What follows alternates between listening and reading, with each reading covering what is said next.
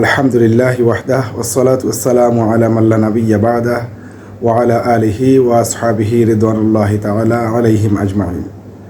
সম্মানিত শ্রোতা দর্শক মণ্ডলী, আপনাদের সবাইকে ঈদের তাহিয়া, ঈদের শুভেচ্ছা জানিয়ে ঈদুল ফিতরের ছোট্ট আয়োজন, সামান্য কিছু আলোচনা আমরা শুরু করতে যাচ্ছি।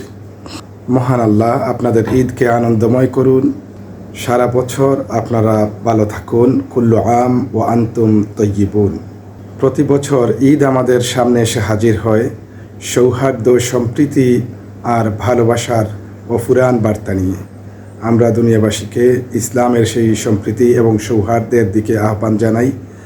আমরা সারা দুনিয়াবাসীকে উদারতা আর ভালোবাসা ছড়িয়ে দেওয়ার জন্য খুব শীঘ্রই ঈদুল ফিতর উদযাপন করব ইনশাআল্লাহ।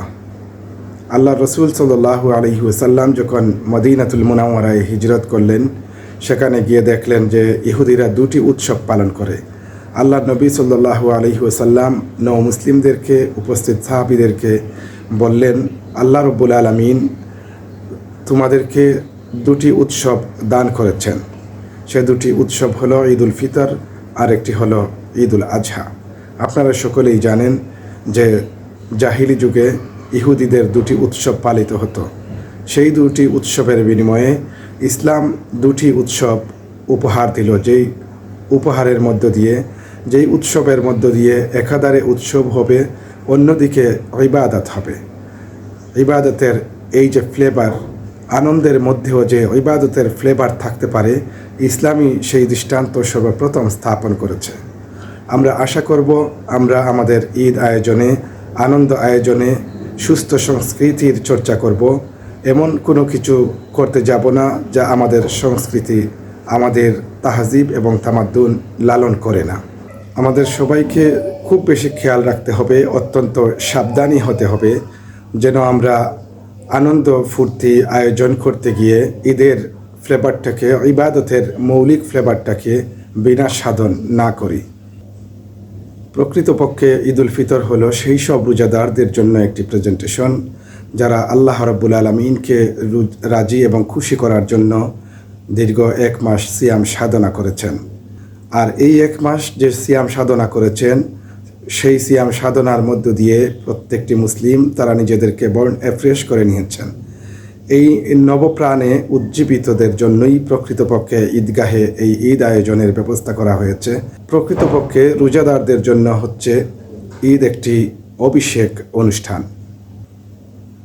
ঈদের দিন আমরা সকালবেলা ঘুম থেকে উঠে ফুতুর করি, অর্থাৎ রোজা ভাঙ্গি।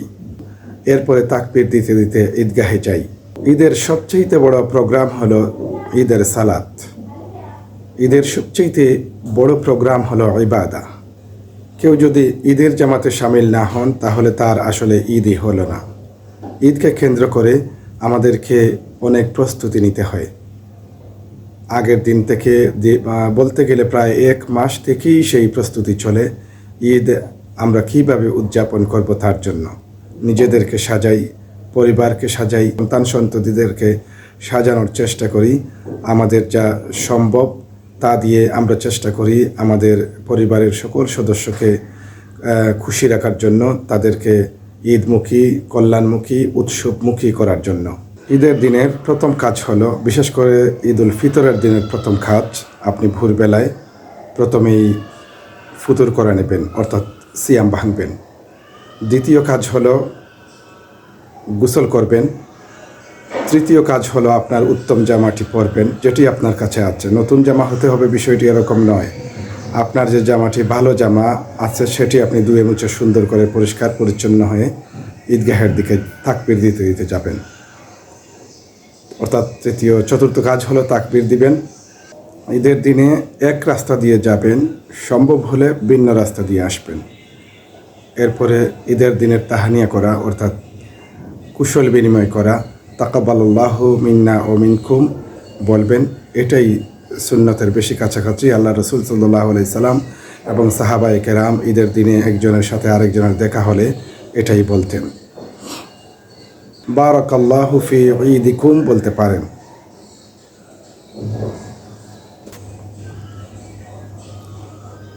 আমাদের সবাইকে মনে রাখতে হবে, ঈদের মূল উদ্দেশ্য হল পারস্পরিক সম্প্রীতির বন্ধনকে সুদৃঢ় করা, ভালোবাসার বন্ধন, সম্প্রীতির বন্ধন, সৌহার্দ্যের বন্ধনকে শক্তিশালী করা।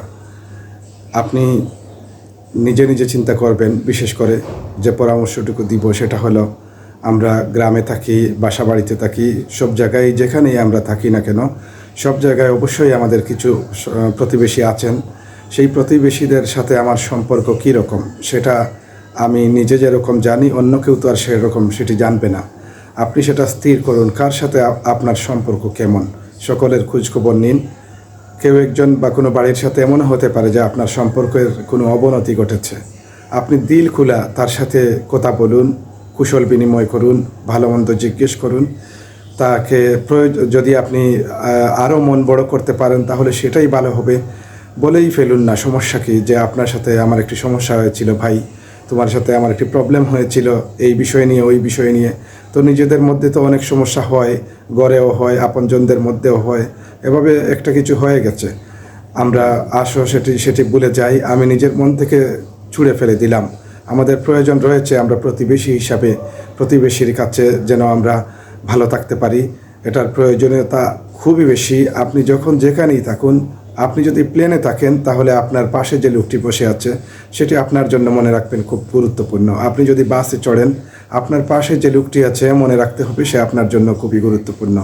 অথচ আপনার বাড়ির পাশে যারা আছে সেটা কতটুকু গুরুত্বপূর্ণ তারা সবাই অবশ্যই সেটা বোঝার কথা।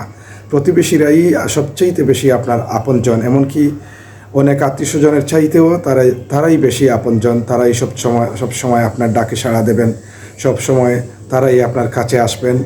আপনি বাড়ি থেকে বেরোবেন, বাসা থেকে বেরোবেন, তাদের সাথেই সর্বপ্রথম আপনার দেখা হয়। সুতরাং যাদের সাথে সবচাইতে বেশি দেখা হয় তাদের সাথে আপনার সম্পর্কটা এমন হওয়া উচিত যে আপনাকে দেখার সাথে সাথে তাদের মন যেন আপনার প্রতি আনন্দ চিত্তে আপনাকে রিসিভ করার একটি মন মানসিকতা তাদের থাকে। আপনি নিজেকে ওইভাবে গড়ে তোলার জন্য চেষ্টা করুন, আর সেটা শুরু করুন আজকের ঈদের মধ্য দিয়ে। আমাদের মা বোন যারা আছেন তাদের সকলের প্রতি আমরা এই অ্যাপ্লিকেশন করব। ঈদকে কেন্দ্র করে দেখা যায় হাটে বাজারে তারা এমনভাবে চলাফেরা করেন যে পরপুরুষের সাথে ধাক্কাধাক্কি হচ্ছে, পর্দার খেলাফ হচ্ছে, তারা সেদিকে মুঠেও ভ্রুক্ষেপ করছেন না। এমনকি এরকমও দেখা যায় যে হাতে উল্কি এঁকে দিচ্ছে অপরিচিত যুবক।